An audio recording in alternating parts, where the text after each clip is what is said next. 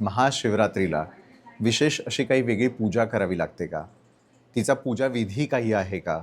आणि मग शिवाला खुश करण्यासाठी, आनंदी करण्यासाठी, त्याची कृपा आपल्यावरती बरसत राहावी, यासाठी पूजा करण्याचं काही विशेष असं आयोजन करावं लागतं का? तयारी करावी लागते का? त्या पूजेविषयी मला तुमच्याकडून जाणून घ्यायचं आहे. पूजा म्हणजे काय? शिवजीला जे आहे सगळं चालतं. शिव हा एक असा आहे, प्राणशक्ती जी आपल्यामध्ये आहे. ह्याला म्हणतो आपण चांडाळातला चांडाळ किंवा शूद्रातला शूद्रदेव. शूद्र म्हणजे काय हे पहिले तुम्हाला समजून घ्यायला पाहिजे. शूद्र म्हणजे अहंकार रहित. हां, जसं आपल्या घरामध्ये जे आहे, बाबाला तुम्ही म्हणू शकता क्षत्रिय, घराचं रक्षण करतात.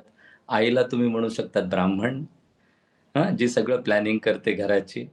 आणि जो टीनेजवाला जो मुलगा आहे, त्याला तुम्ही बघा 10वी ची परीक्षा देतो, मला सायकल दिलं तर मी फर्स्ट येतो म्हणतो तो.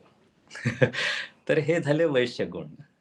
हं. आणि सगळ्यात लाडका जो प्रेमळ असतो, तो असतो घरातला छुटकू-फुटकू. हं, जो 8 वर्षाचा खालचा आहे. तो आईच्या मागे पण पळतो, बाबाच्या मागे पण पळतो, जो पाहिजे तिथं पळतो. त्याचं असं काही अस्तित्व नाहीये. हां, तर ज्याला सगळ्यात जास्त प्रेमळ आहे तो आहे शूद्र. शूद्र म्हणजे ज्याच्यामध्ये अहंकार लेश मात्र पण नाहीये. हां, तर शिवजीला तुम्ही चांगलं म्हणा किंवा वाईट म्हणा, तो तुझी मदत करत राहणार. तू प्राणशक्तीला तू चांगलं म्हण किंवा वाईट म्हण. जसं हवा तुझ्या नाकामध्ये घुसणारच, सूर्य तुला प्रकाश देणारच. हां, तुझा हार्ट रेट आणि तू शिवजीला शिवा दिलं तरी अरे चालवणारा तोच आहे.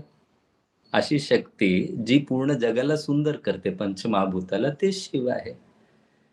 तर ते शिवजीला काहीही चालतं. शिवजीला म्हणून म्हणतं, की थोडं पाणी जरी वाहिलं तरी खुश होऊन जातो तो. त्याला एक बेलाचं पान दिलं, तो खुश होऊन जातो. एक फूल दिलं, त्याला काटे दिले तरी खुश होतो. म्हणून शिवजीची जी कहाणी आहे, की जगाला वाचवण्यासाठी जेव्हा समुद्र मंथन झालं, अमृत काढण्यासाठी, तर येऊन विष पिणारा तोच आहे ना.